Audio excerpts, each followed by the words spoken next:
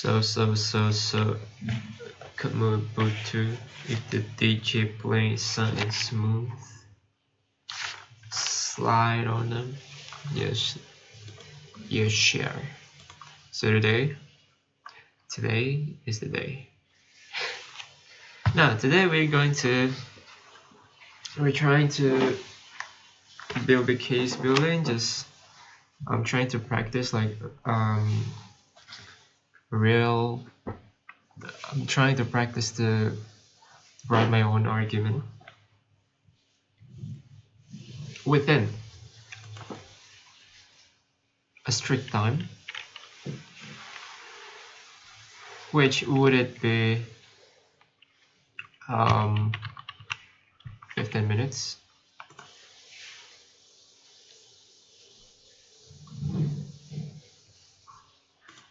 Okay.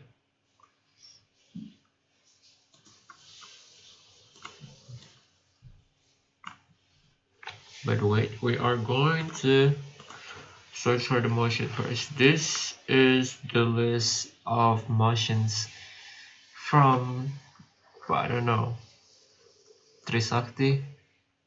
Yes, 2022 Trisakti.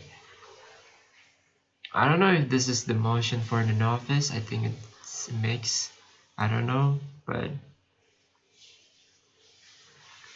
it is not the official NUDC. But it's alright. We're going to tackle it anyway. Because this is a practice, we have to be open to different variety of topics.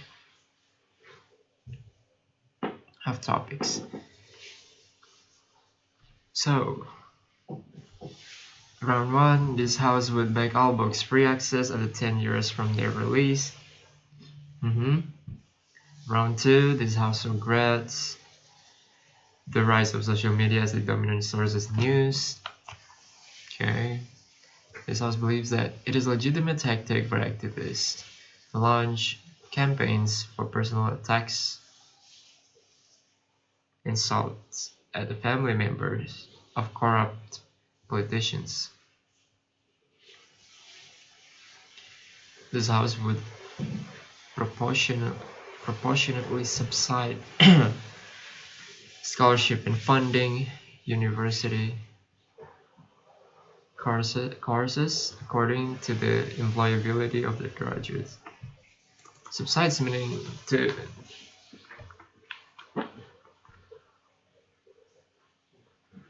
pay part of the what? Subsidize. I thought it was subside. God damn. Subsidize. Okay. Proportionately. What do you mean by proportionally? Proportionally. What?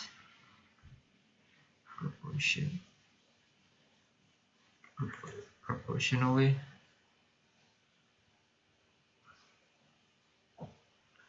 In a way that keeps the same relationship between numbers or amounts as a proportion. Fuck does that mean?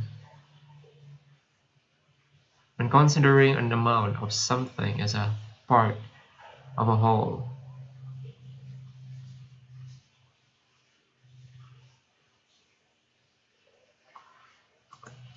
my head kind of fucked up right now, but proportionally subsidize university courses.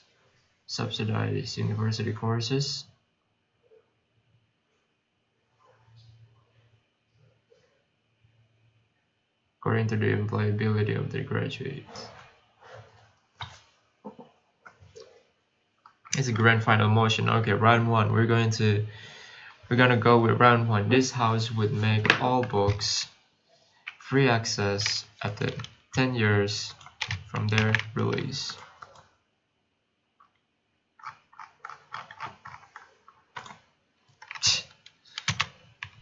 I never finished it.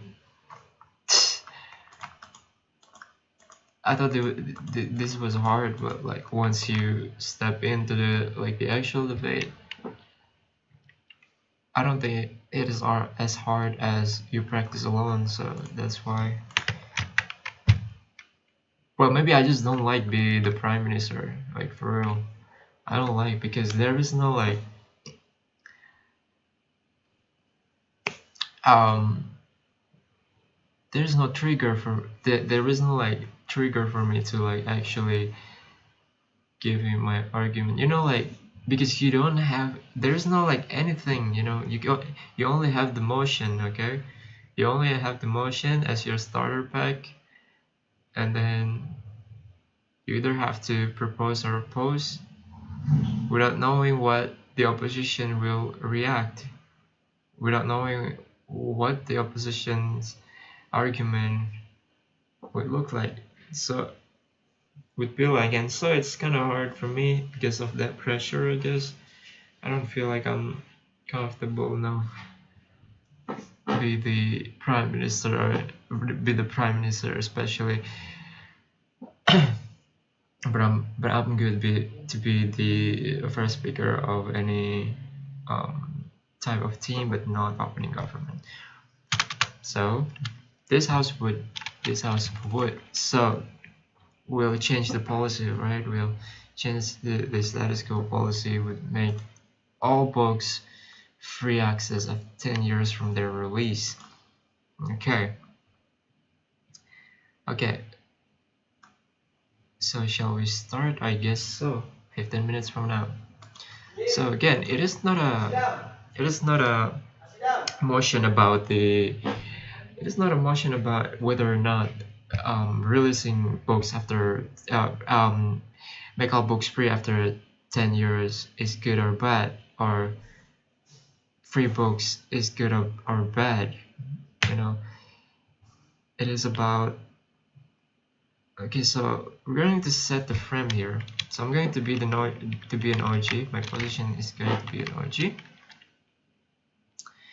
and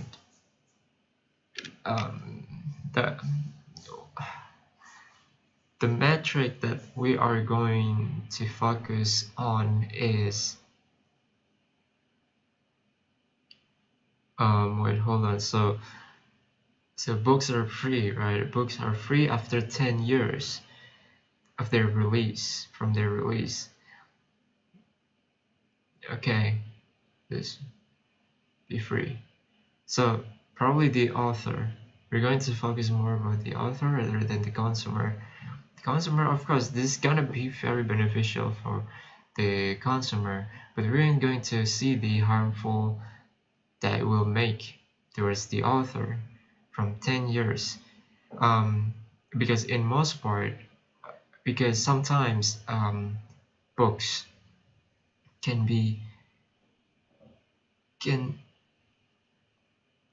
it takes time for art, for an art piece to like blow up, to get recognition. For example, the Ernest Wright, who wrote a novel without an e-letter. That book gained cult following after he died. Gained the cult following. That book gained cult following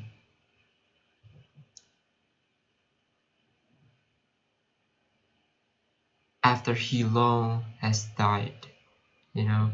So when he died, the book has just released, and in that year it only sold 50 copies, and then long after he died, in the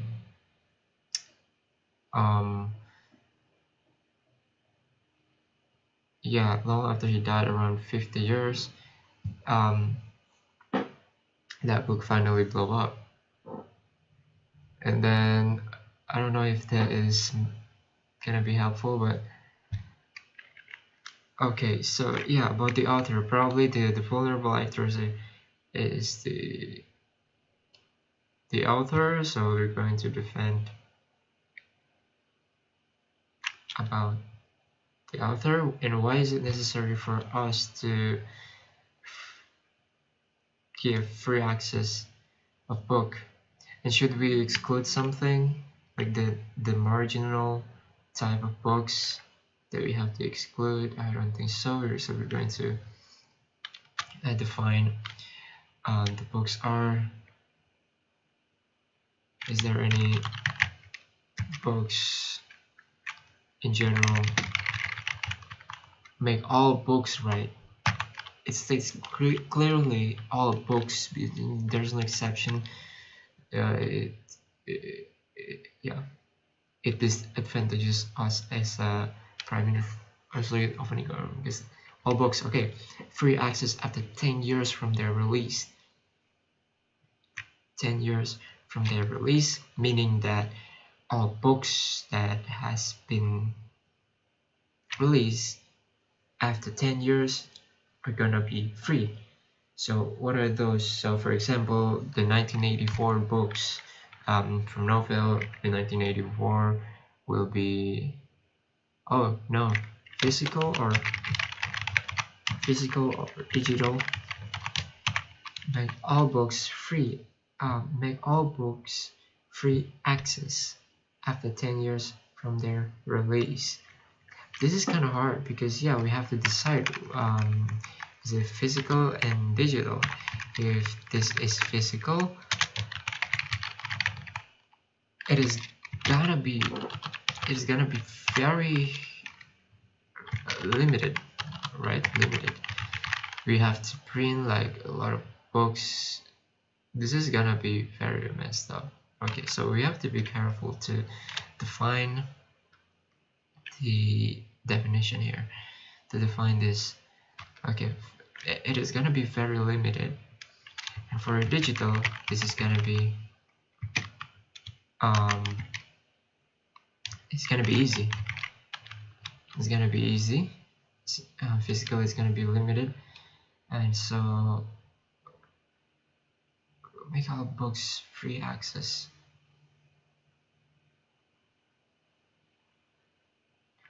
Free access, this is hard. Free access meaning that we can own it or not. Free access, you know, accessibility, so we can experience it, but that it doesn't mean that we have to own it, right? It doesn't mean that we have to own it. Do we have to own it? Make all books free access. What is the example of books that are not free access? Are there? I think books nowadays are free access because we have library now. You know? Free access? Maybe digitally. It should be make sense. It should be make sense if digitally, but physically, I don't think so. We already have the library.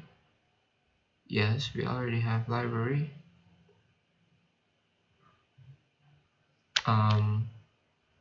So let's assume that, let's just state that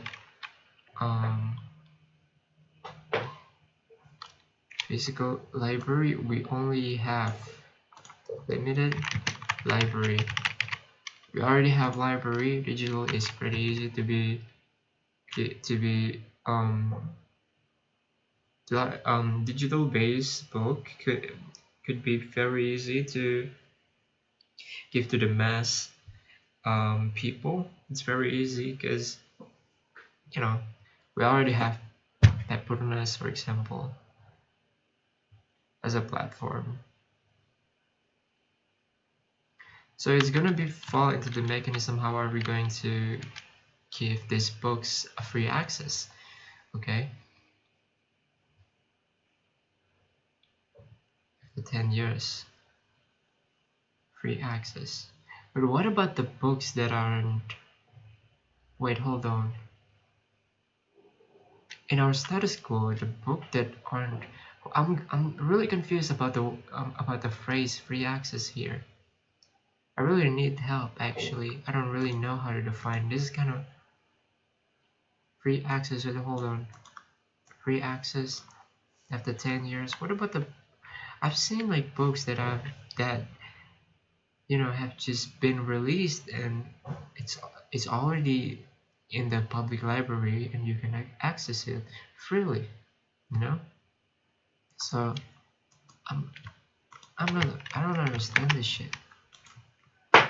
So I think I'm going to need a help from Gemini to. I depend on AI so much. Fuck man, like I can't even think like what is the free access. But I think I'm just going to ask some questions so that I can be more um so that I can use my brain, like if I just want to know like how this AI approach it, I can get easily persuaded that okay, this is enough, this is something cool, this is already cool. Okay, thank you Gemini. But no, I'm going to ask questions. So we're going to start. This motion is confusing. Free access.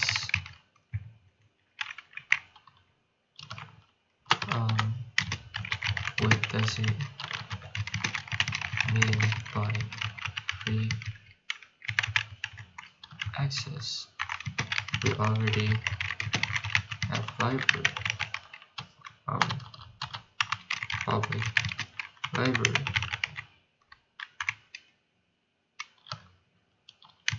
maybe digital library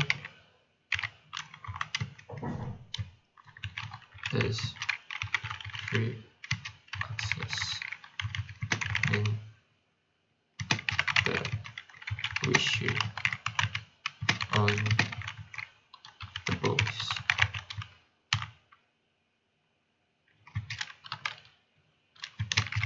How do you approach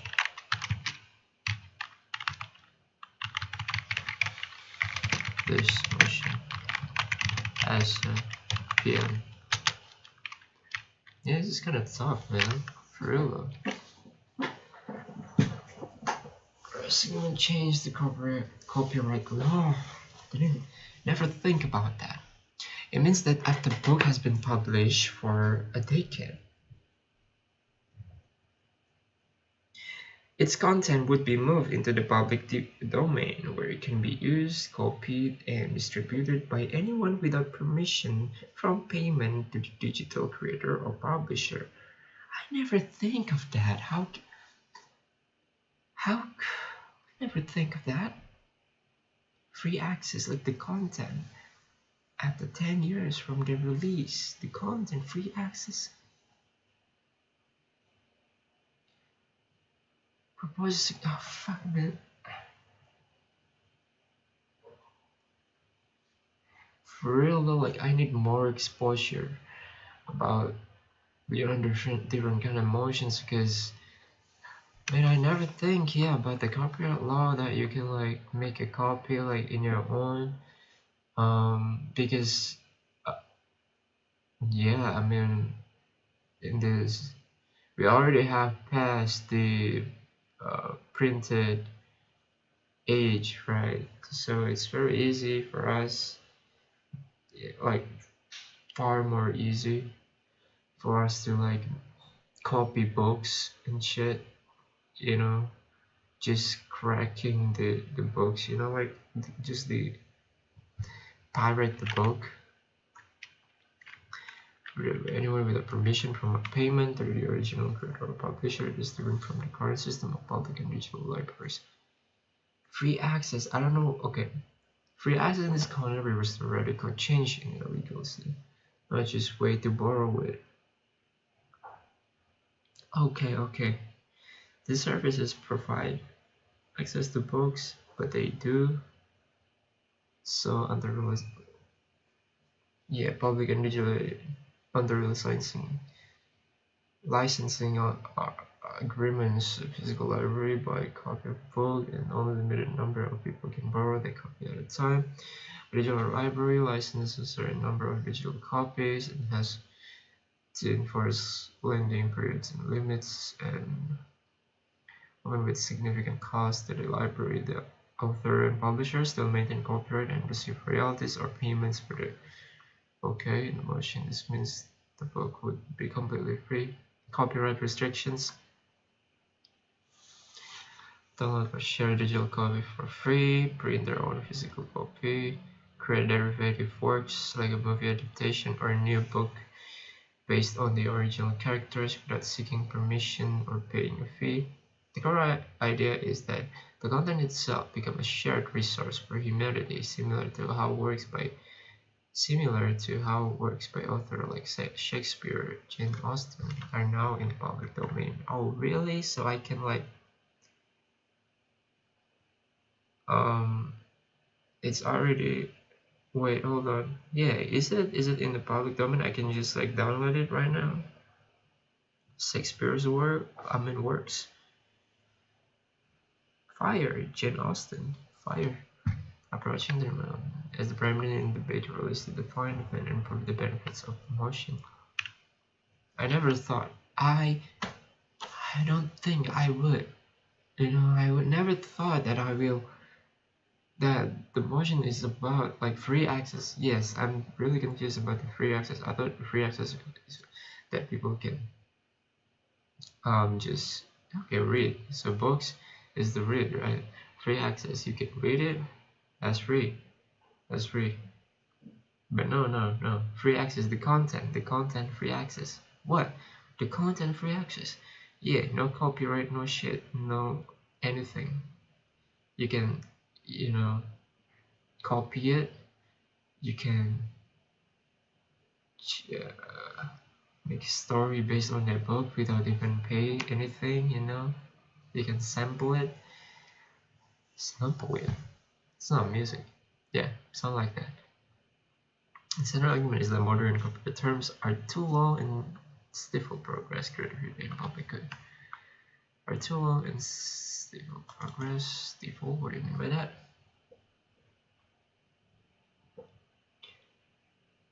To cause to be what? To be unable to breathe because you have no air.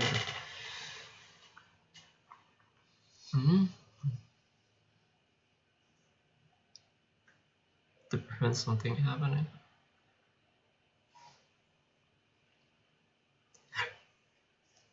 Okay. Knowledge and education because of textbook can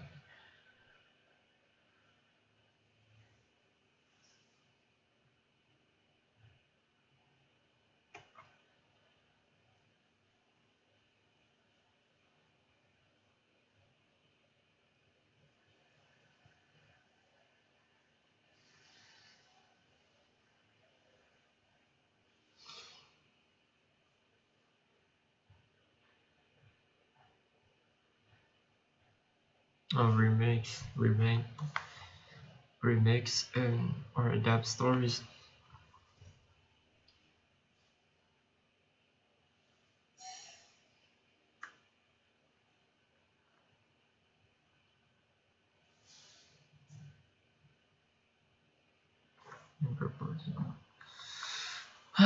Okay.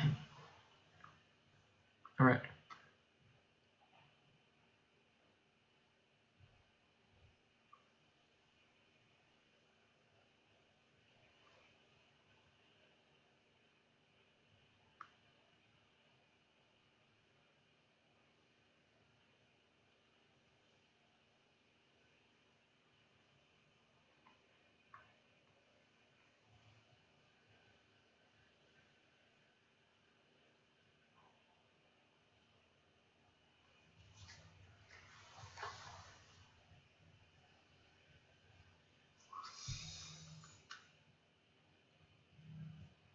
Yeah, exactly. This is like an open source software.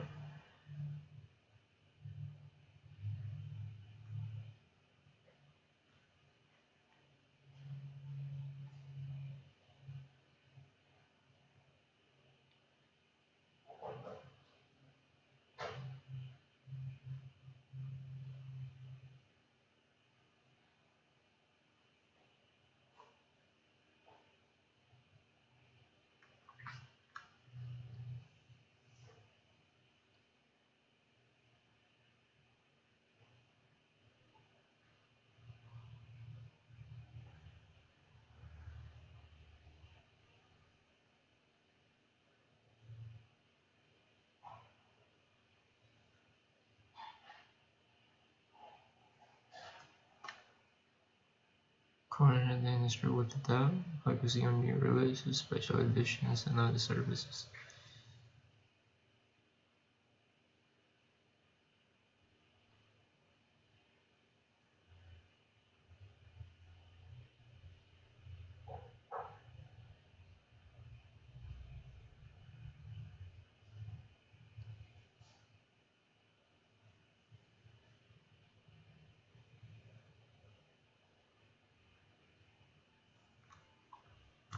I never thought. And that is really crucial. That is really crucial in knowing every part. Oh man. It really discourages me, but I don't have a reason to not do the practice, you know?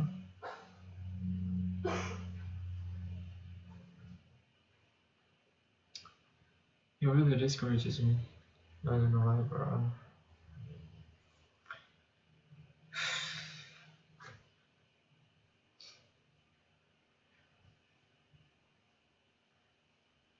I feel like I'm too dumb and shit.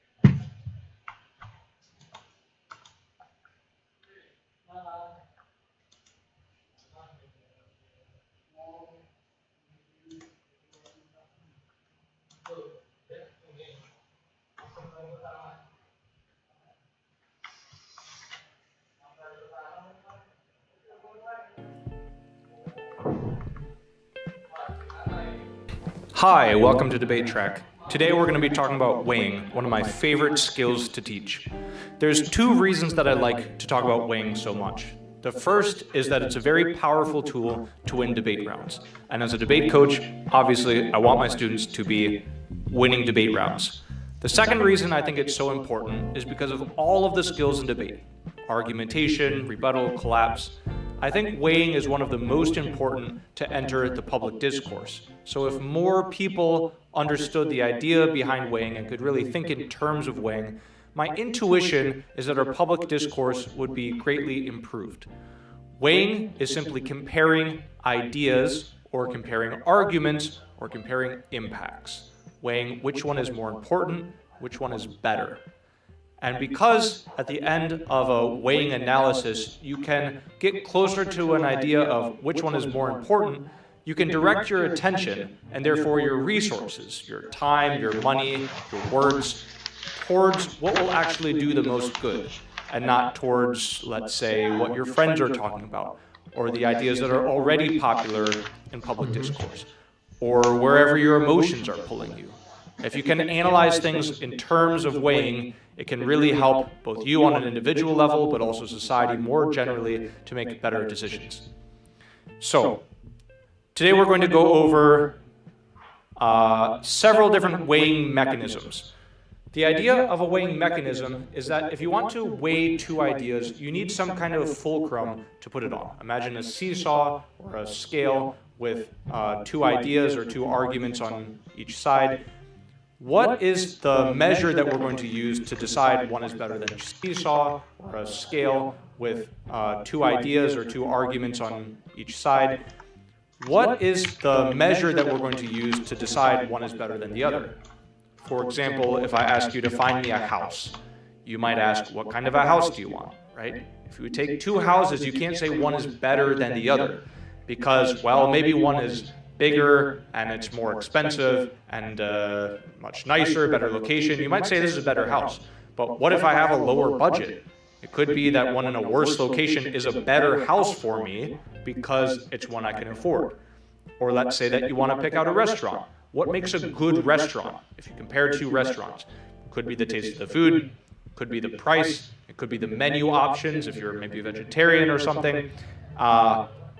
These are all different considerations that go into what makes a good restaurant, and they're all different weighing mechanisms you can use.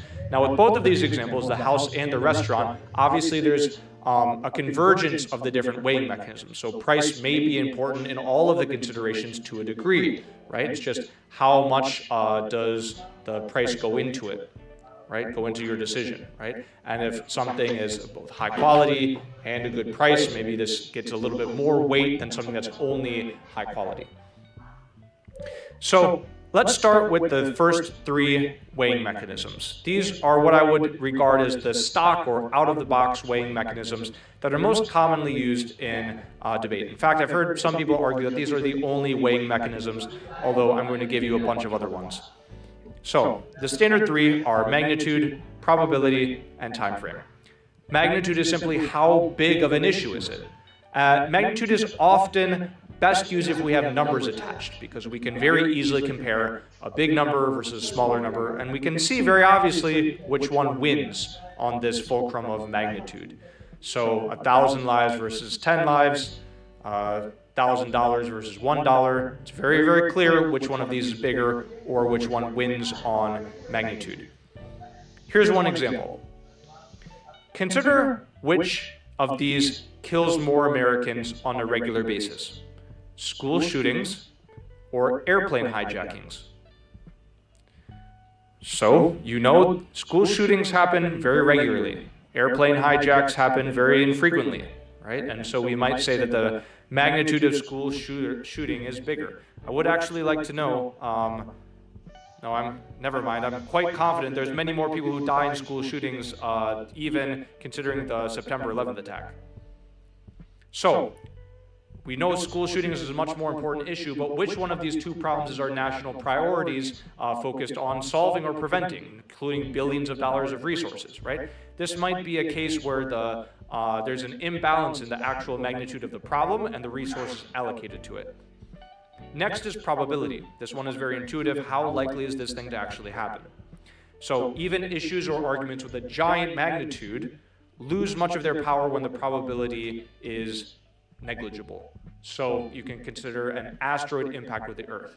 It could end human civilization, it could end humanity, it could end life itself, or the very rock upon which we live could be split in part. But the probability is low enough that it's not worth putting our attention onto this problem or our resources compared to other bigger, much more probable problems. So this is probability. Another example. Which is more likely for a middle-aged man to die from? Eating too much barbecue or being attacked by someone on the street, hand-to-hand combat? Obviously, many, many more middle-aged men die from heart issues or stroke because of poor diet. But which one do you think they might spend more time thinking about? Probably a little bit more time thinking about hand-to-hand combat than, hamburgers ending up killing them. So magnitude combat than, hamburgers ending up killing them. So hand-to-hand combat than, time frame. Time frame has two potential components. One of them is how quickly something happens. So if I tell you that you are going to die tomorrow, that might be a shock to you, right? If I tell you you're going to die in 100 years, you don't really care, right? Likewise, if I tell you I'm going to give you $1,000 tomorrow, you might get excited. If I tell you I'm going to give you $1,000 50 years from now, you probably don't care. Time frame, two components. The first is how fast it will happen. The second is how long the thing will last. And so if something will last for a very long time, obviously it's more important than something that will happen only for a short amount of time. Consider this example. Which of these will last longer? 1, the effects of climate change. 2, literally any geopolitical move someone on Earth can make right now. Which of these will last longer? Ukrainian-Russian war, a Chinese invasion of Taiwan, a second Trump term. If none of these things result in, let's say, nuclear war, or you can also take away any interaction with climate change itself, the difference in time frame is orders of magnitude. So there's very, very little anyone on Earth can do that will have a very significant impact tens of thousands of years from now, in the same way that human-caused climate change will have an impact even tens of thousands of years from now. All right, so this is magnitude, time frame, probability. These are sort of the stock weighing mechanisms.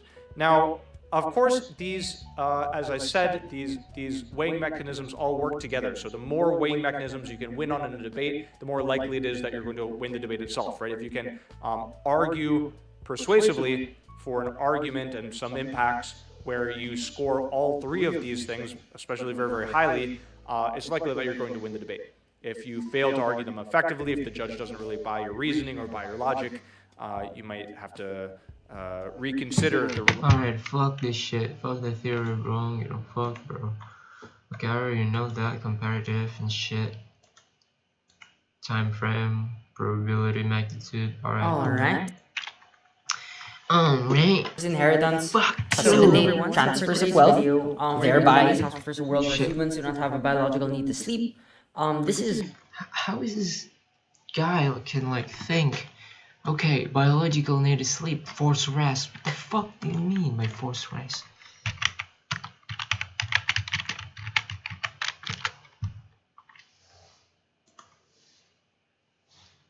The fuck?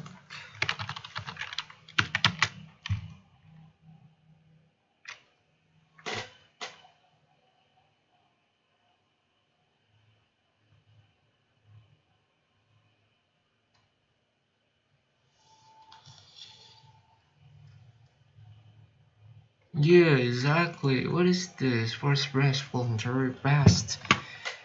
The fuck's this shit, man? As surgery, doctors may recommend or even mandate period mandate, like it is like mandatory of the fair. Fuck you. Oh yeah, for real.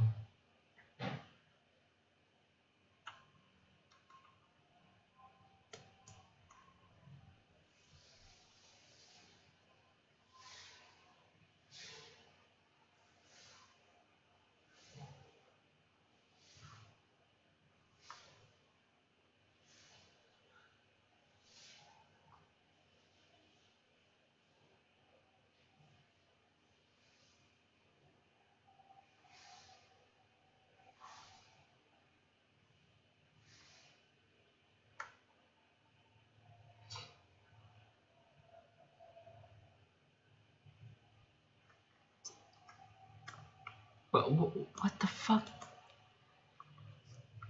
What does this have something to do with biological need to sleep? Biological need to sleep. This is one of my favorite motions. Open. Start the prep time right now. Alright, so I think a few things immediately come to mind when I look at this motion in particular. I know that the debate is about the biological need to sleep. So it's not like voluntary rest, but it is forced rest. So the debate is about forced rest. Debate is about forced rest. What? How do you know that? What the fuck?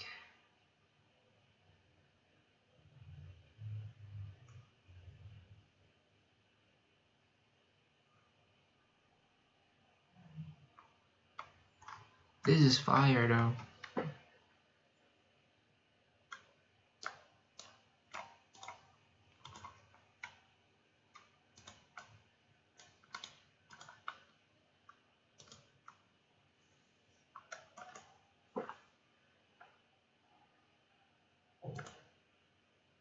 What is this temporary chat?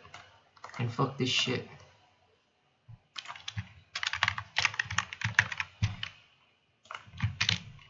How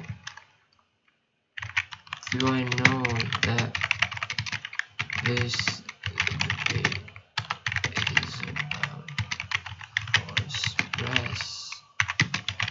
What does that have something to do with biological need to sleep?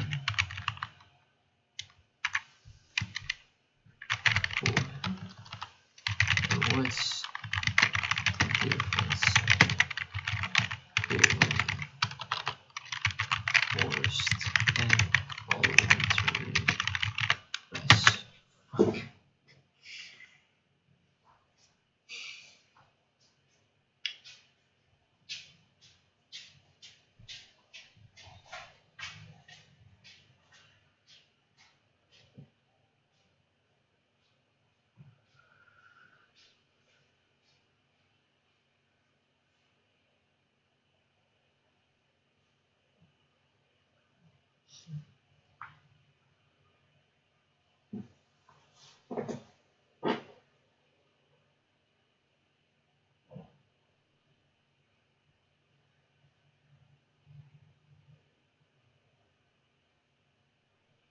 What?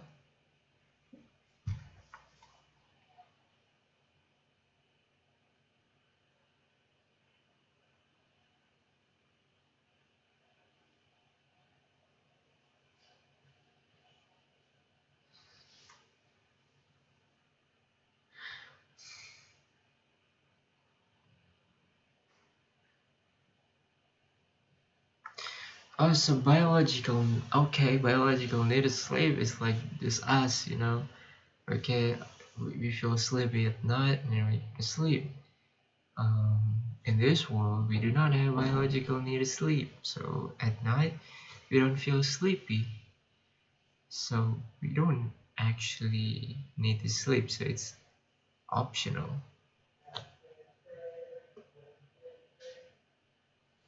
It is optional. It is optional, right? But as a opposition, do not have biological need to sleep.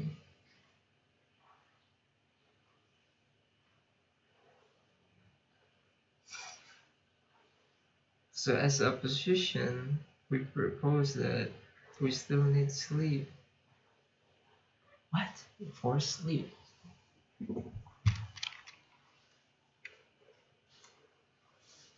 The pros lay in the debate, but forced rest and biology.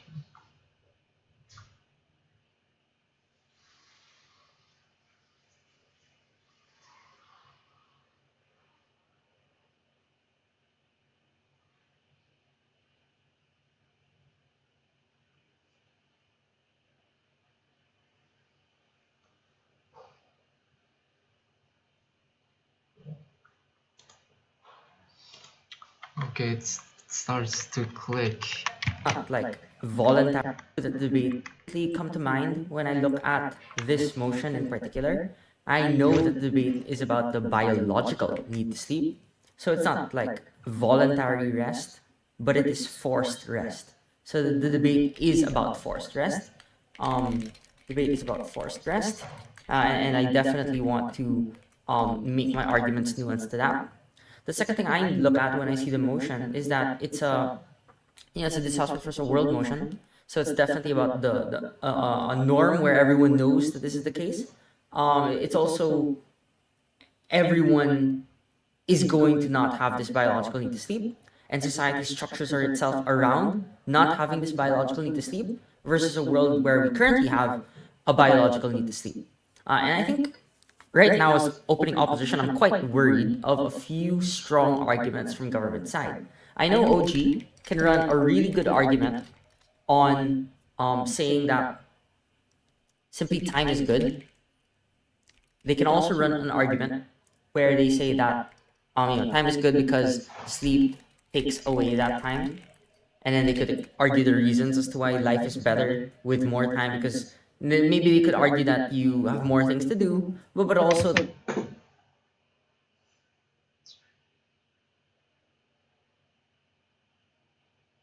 Okay, so the OG would say that okay, because we do not have biological needs to sleep, because we do not have biological need to sleep anymore, it's gonna be good because we can have more time to do something instead of sleeping. We can be more productive. And they all would say, okay, even if there is no biological need to sleep, we still fuck this shit. I don't understand this type of motion. house prefers. Like, should we like pretend that okay, this is already happening or not? It just said that the house prefers. Okay, it doesn't mean that it prefers that. In my mind, the house prefers means that the house desires X to happen. Function the same way as the analytical debate with one important difference. Opposition team are bound to defend the specified. This house prefers X to Y. This house prefers what? A world where humans do not.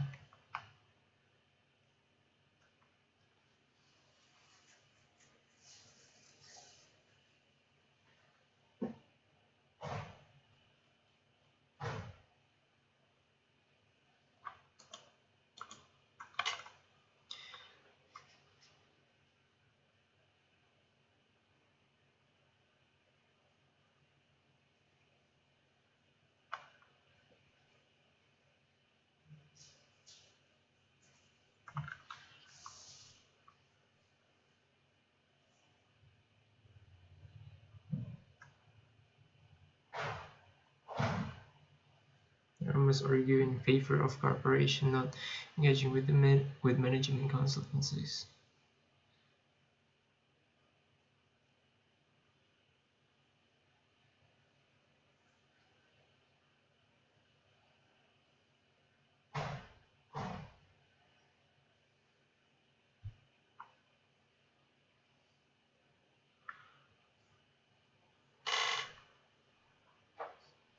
Oh, in which acts? This. What about this? This house prefers a world where humans, in which humans, in where humans is. This is the same. This is the same. This type of motion set a burden on government to envision. See, yeah, this is the type of motion to envision and argue in favor of the alternate world described in the motion.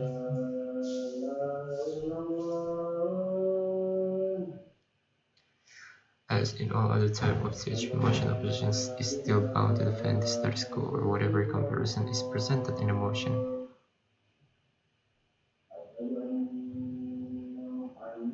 In a motion, this house prefers a world where humanity does not have free will. The government needs to conceptualize an alternative world without free will. This motion is also backwards looking. It requires teams to consider how the world would have developed. It requires teams to consider how the world would have developed had organized free will.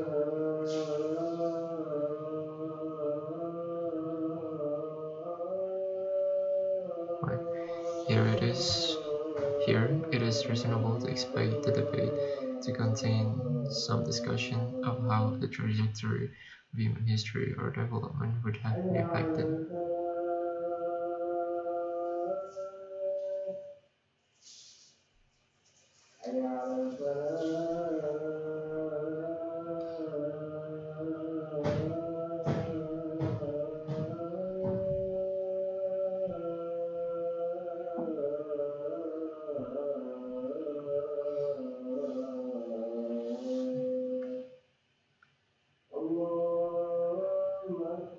Okay, so this is two different worlds that we have to compare.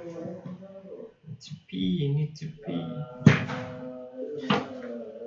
Fuck this shit, man.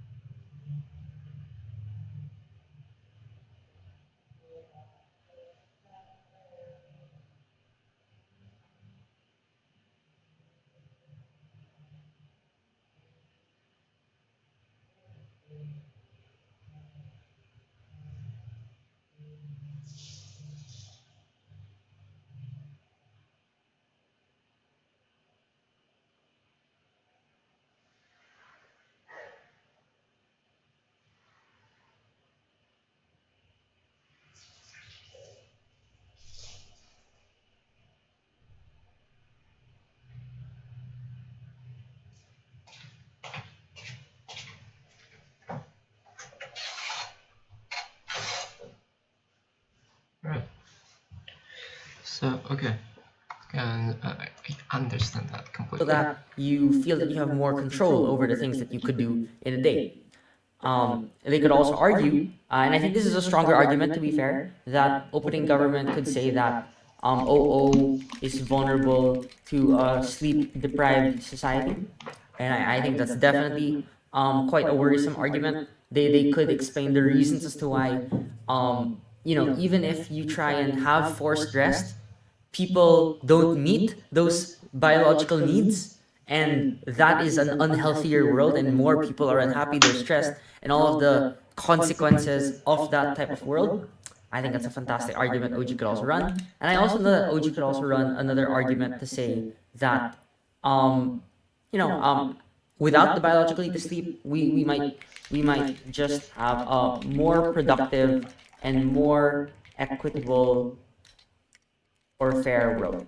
And I think they could just give many of the reasons to explain that because more people are able to work more, um, this is gonna be better for a lot of people because they could just earn more money, and that could be fantastic. So, given this intuitive, strong arguments from OG, I think there are a few ways I'd want to develop the opening opposition case. I would want to develop my clash first by saying that we prefer a world with the biological need to sleep.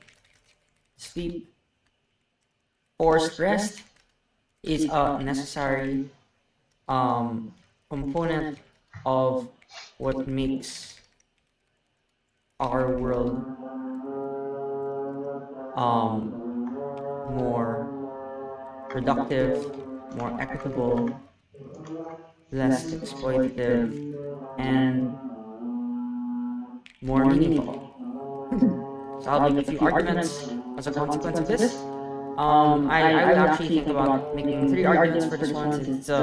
It's a broad enough debate, but I think there are some unifying characterizations that I would want to apply across many of these arguments, like the characterization of what forced rest look like, or the expectation that people all have forced rest as well, or the biological need to sleep. So number one, I'd probably make the argument that sleep is a counterbalance against um, workplace exploitation. The second argument that I would likely make is that I'm thinking about making this argument because I know that I want to respond to this one. I also want to respond to the productivity argument. The second argument I'd probably want to make is that sleep is meaningful, sorry, less time, less sleep is a necessary break in life, in daily life for happiness and reflection.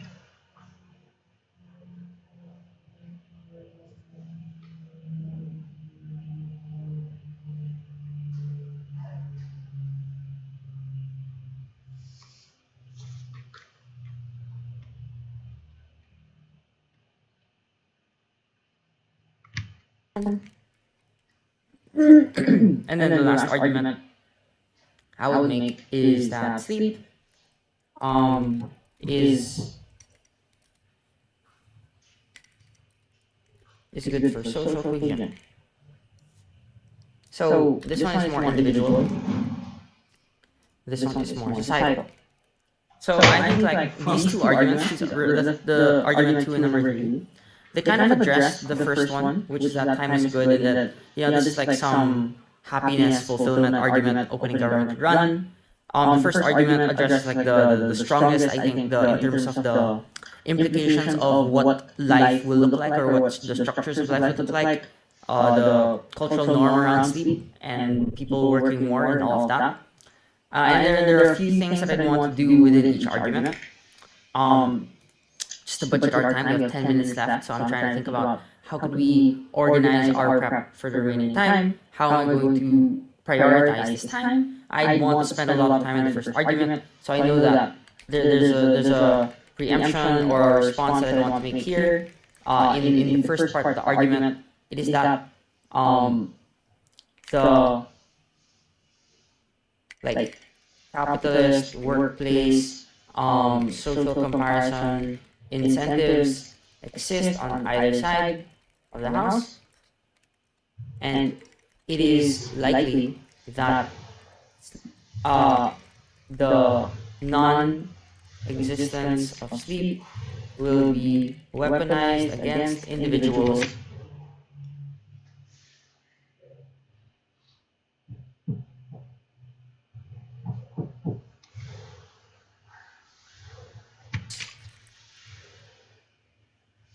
in a way where they feel more so less in control of their time because they have competing obligations, but it will be most likely all consumed by their work over all other things because they have no excuse.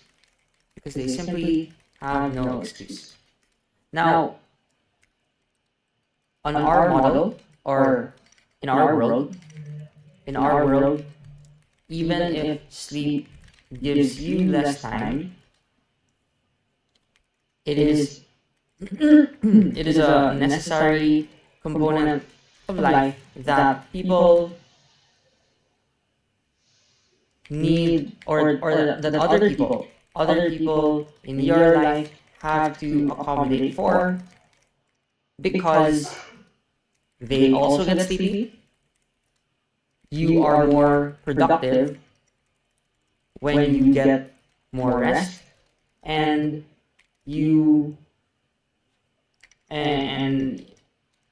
that sleep is that the biological need to sleep.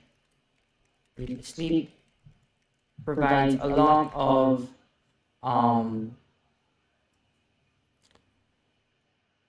needed provides the foundation, right? Provides the foundation for a lot of needed requirements for rest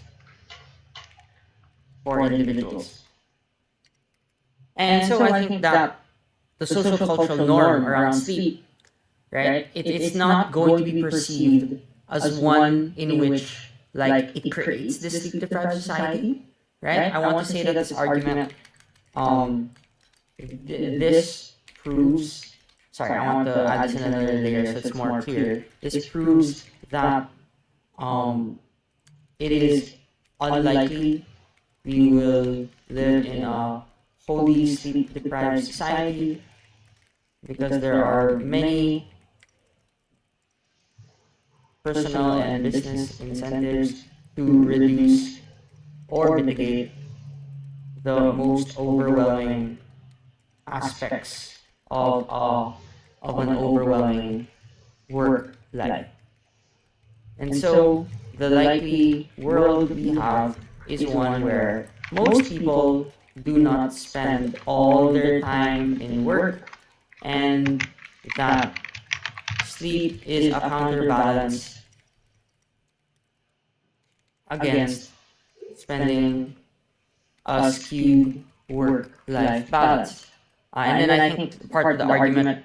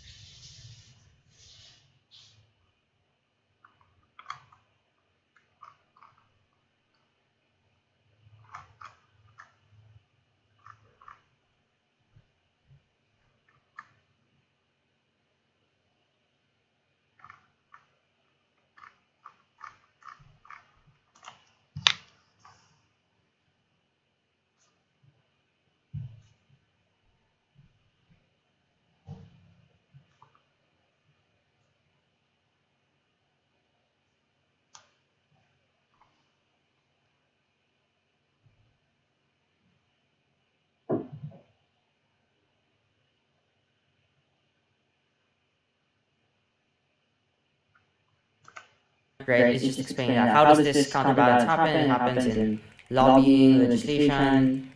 This counterbalance also happens like within the workplace, and the counterbalance also happens because of other hobbies and things people want to do in life.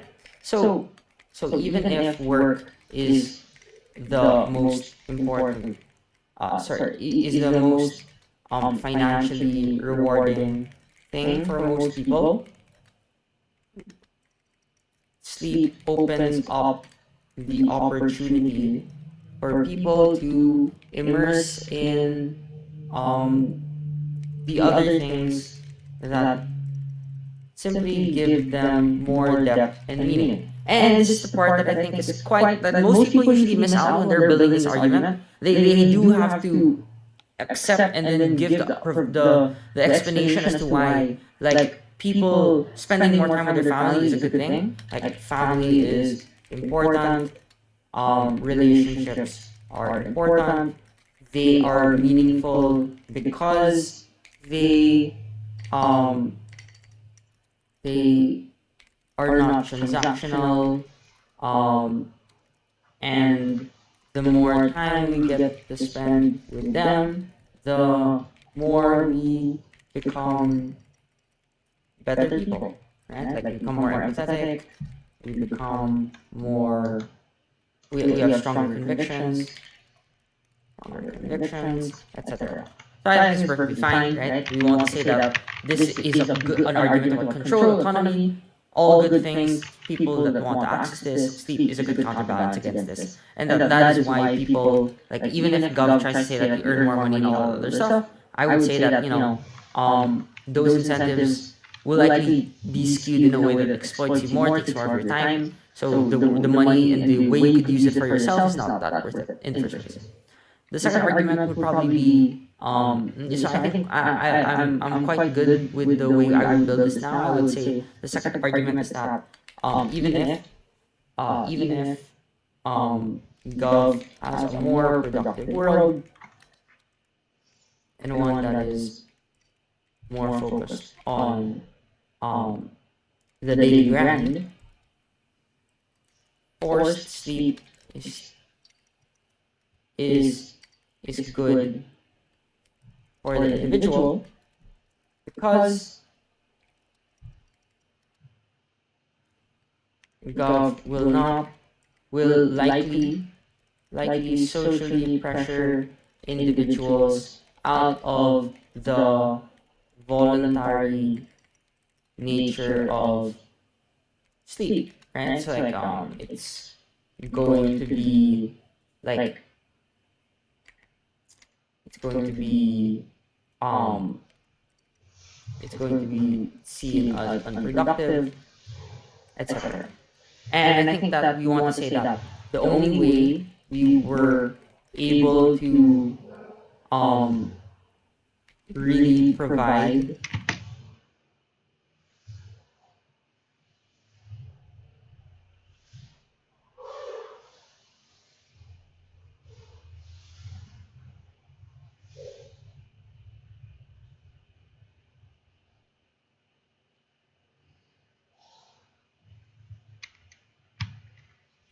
a break for people was because it was mediated by the lens of sleep being biologically necessary.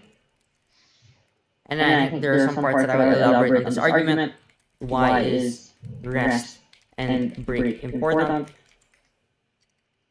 This is quite intuitive in my opinion. Like rest and breaks are important because we want to um we want to reflect, we want to have a clear picture of how life's going. We also want to, take away the burdens of the past day and be able to um, create a fresh start for ourselves each time. And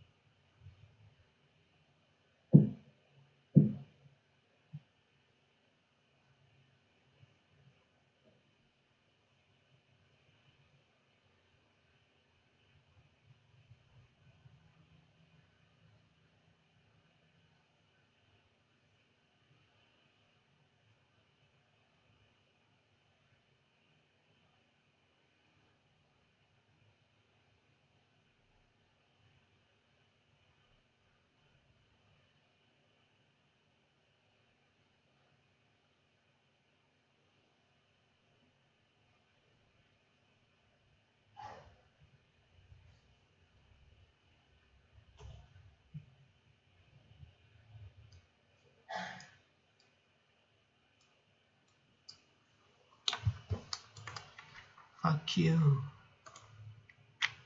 I have an appointment with my lecturer to, I don't know, I just need help for this, to evaluate our performance. My performance is bad. But yeah, fuck yeah. Performance is a little bad and shit. But let's go just do a little practice here.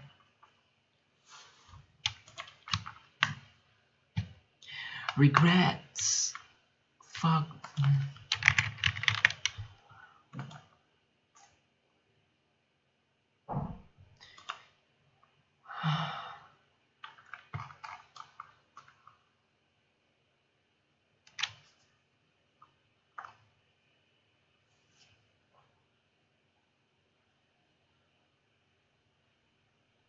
What do you mean by Global South?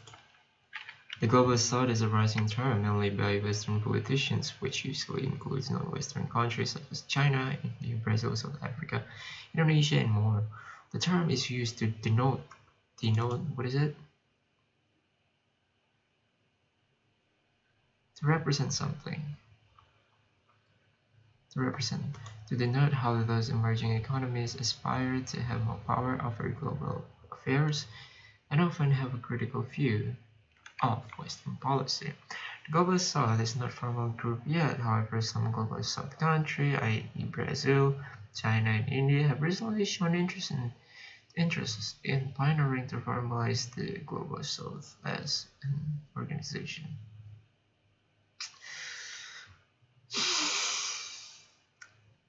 I have no idea.